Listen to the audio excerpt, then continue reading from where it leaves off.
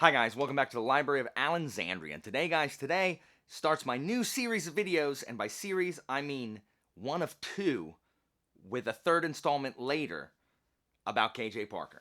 If you are not aware, KJ Parker is one of my favorite authors, and I discovered him on BookTube. Like, it was on BookTube that I first read a KJ Parker book, and since then I have read most of what he's written, and he has solidified himself as one of my favorites. And so today I just wanted to talk about why, and why you should read him. And then my next video will be about kind of a guide to his standalones and short fiction, followed by a guide to his trilogies after I have finished reading all the trilogies. I have read two, question mark, of his trilogies, is that right? Yeah, the Cyrus Corax and the Engineer trilogy. And this year, October, November, December, I will be reading a third trilogy, the Fencer one. So I will, I need to finish his trilogies before I can opine about those. So without wasting any more time, let's get down to business. Let's talk about KJ Parker. So KJ Parker, I discovered KJ Parker as part of my quest to find the best in Flintlock fantasy. And if you haven't seen that video about Flintlock fantasy, understand that there doesn't have to be like Flintlock in it. It's really just kind of a vibe, where there's, tech that isn't kind of greater than muskets, I suppose. There's it can be cannons and just gunpowder. I guess gunpowder fantasy is better. And when we were combing, my allies in this quest and I were combing the internet looking for books that kind of fit this criteria. The Folding Knife, I came across The Folding Knife, which has, strangely, on the cover of the paperback, at least in the US, it has a kind of an outline of the Emperor Caracalla. And I was like, why does this have freaking Caracalla in it? And I read it, and I was like, this doesn't sound anything like Rome, where Caracalla is. But, the guy's name is Bassianus, and he goes by Basso. And I think Caracalla had Bassianus in his name. So maybe that's why. I don't know. I didn't do the cover. Anyway, I read The Folding Knife and I liked it. It was unlike really anything I had ever read, and I didn't even give it 5 stars until months later. I was still thinking about this freaking book, and it just got in my brain like a little brain worm. And it's stuck in my marrow, and I couldn't stop thinking about it. I couldn't stop thinking about Basso and the characters in it. And by then I had read my first novella by him, Purple and Black, which I adored. And so I just started reading more and more, and I absolutely loved it. So that is the story of discovering it. KJ Parker is, just in case you're about to go down and be like, hey, did you know that that's his pseudonym for Tom Holt? Yes, I know. Every KJ Parker I've ever met, someone has gone down there and informed me. I would be remiss if I was as big of a KJ Parker fan as I am and not know that his real name is Tom Holt. I understand. But he is unlike any other author that I've read. First of all, it is difficult to really call his books fantasy. They are, question mark. But there's magic in some of them, but not really in most of them. There's not magic. You hear about how people think that there was magic, but it's, that's like now. People you hear about the Druids or whatever like that. All of his books take place in a shared world. And I'm currently, he uses a lot of the same places, or mentions a lot of the same places. And I got a spreadsheet running with, as I read more Parker books, I take notes of any place that's mentioned, and I map it out, and then eventually, and I'm certain there's people who have begun this work or done this work for me, because he refused to put out a map. But eventually, I'm gonna try to see if I can find where these places are in relation to each other.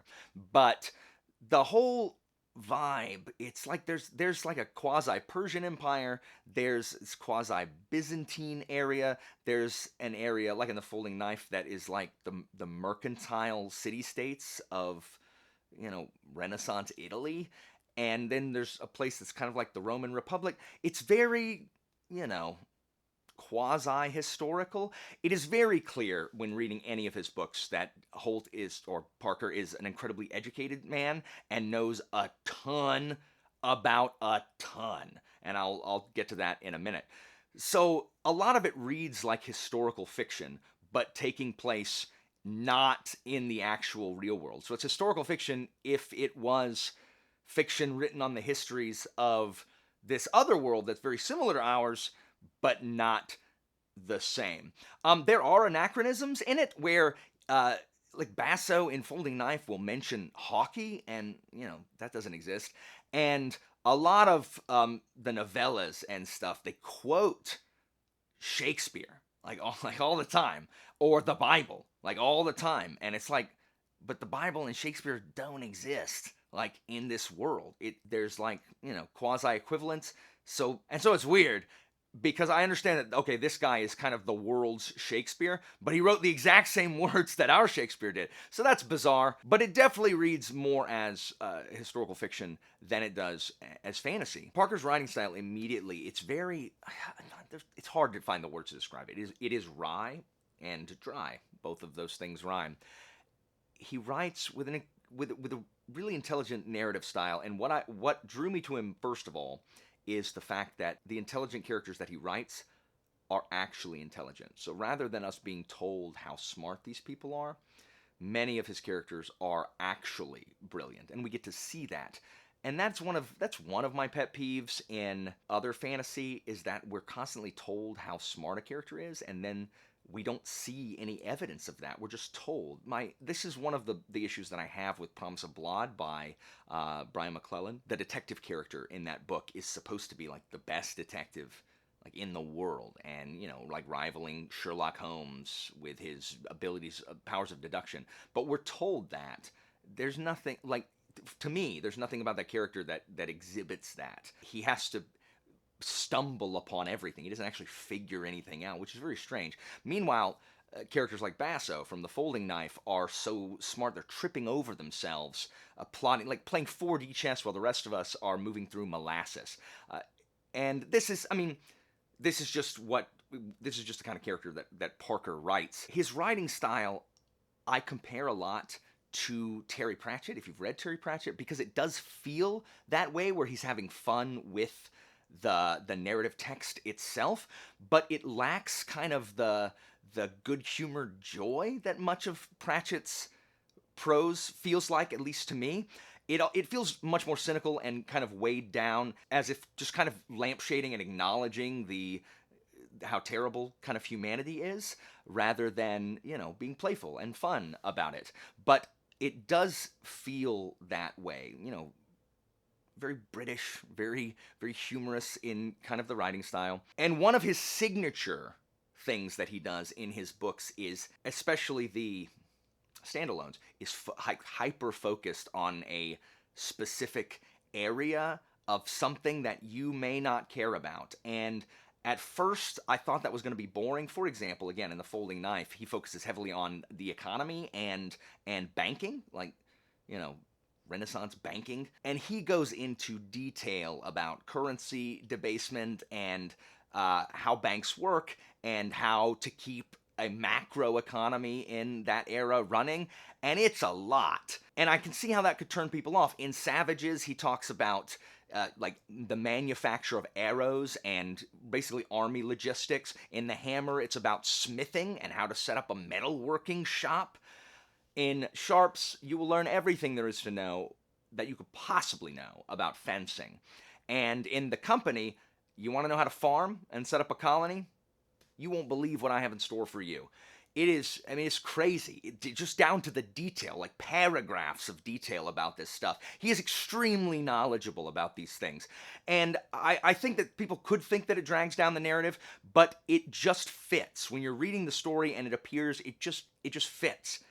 And I love it. Like, I love learning about all this stuff. And you know what? If you don't like, you can just kind of skim it. But I think the thing that I like the most about KJ Parker is his character work and his ability to address the human condition. There are in none of the books is there a villain. Like, there's no major villain. There are antagonists, but there's no great villain with grand plans that people have to stop or whatever. Instead, he focuses on the everyday just badness of people. And not always. Some of them are more depressing than others, but he definitely likes to explore the kind of darkness of everyday humans and the tiny mundane malevolencies that humans can commit, lacking a moral compass. He is, his characters are often cynical about there being a moral compass, and those people are schmucks or whatever. But when these people talk and the circumstances they find themselves in, it really feels like humans addressing these. Now, the dialogue is not quite, the conversations don't feel quite as natural as, say, as I like from an Abraham novel. And that's part of just KJ Parker's writing style, is these people, like it's usually really smart people. Like most of the characters in the books are smart. And he kind of has an opposite problem where even the ones that aren't smart still sound smart when they talk, as opposed to, trying to make dumb people sound intelligent. And so it's a very kind of high-minded conversations that they have. But the conversations that are discussed about human nature and about, whether or not virtue or love or all of these things we think are positive are actually weaknesses, and how that can bring down not only people but civilizations. He likes to ask questions about religion, and a lot of the novellas are asking questions about religion and the philosophical and the ecclesiastical. But it all comes back to the things that he says about other people and their relationships with each other and human nature at large, and how we don't just interact with each other as individuals on the micro, but how civilizations and societies and nations at large interact with other nations. There's a lot of really fascinating geopolitical stuff in his books, but it's always following just a guy who may be a merchant or a banker or a soldier or some noble's kid or a general, and it's just it is fascinating, the insights that he has on the human condition. And I urge you that if you've not read a KJ Parker, to please try one out. And I encourage you to start with one of the standalones rather than, don't start with 16 Ways to Defend a Walled City, because everyone starts with that and then they come to me and tell me, and people like it just fine. I haven't read that one, and I wouldn't imagine that. I wouldn't recommend starting there. I definitely recommend starting on one of the standalones. And so there's basically, he has third person works and then first person works.